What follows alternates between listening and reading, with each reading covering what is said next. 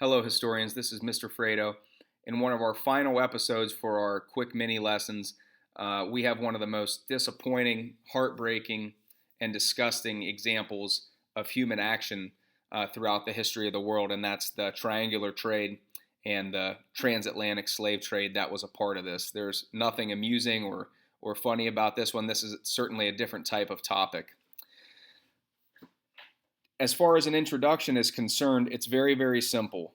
The only reason the triangular trade starts is because of discovery of new land, and when that land was discovered, a source of labor was needed.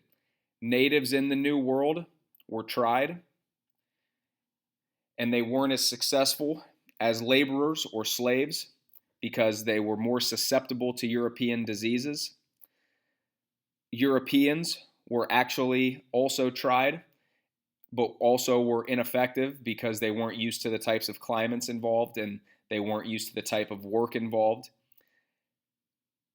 Unfortunately, though, West Africans fit the description for what Europeans needed perfectly. They were used to farming. They were used to a very hot, temperate climate. They were capable of withstanding pathogens from Europeans because they had been exposed to them in previous instances. So again, very, very disappointing, but it all happens because land has been discovered and labor is needed. And unfortunately, West Africans, or anyone for that matter, but in this case, West Africans, fit the job description perfectly for exactly the type of person Europeans needed. Here's how it worked. And again, Columbian exchange is wide open, back and forth all the time, constant, could be intentional, could be unintentional. The triangular trade is completely different than that. It is 3 steps. They are always the same. They always happen in the same order, and it is very strict and regimented.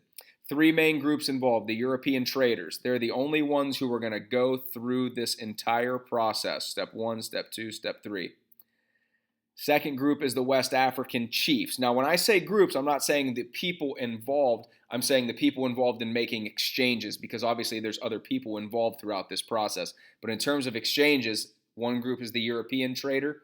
Second is the West African chief.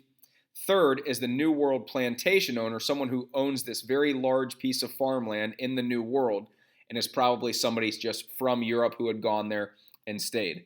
Step 1.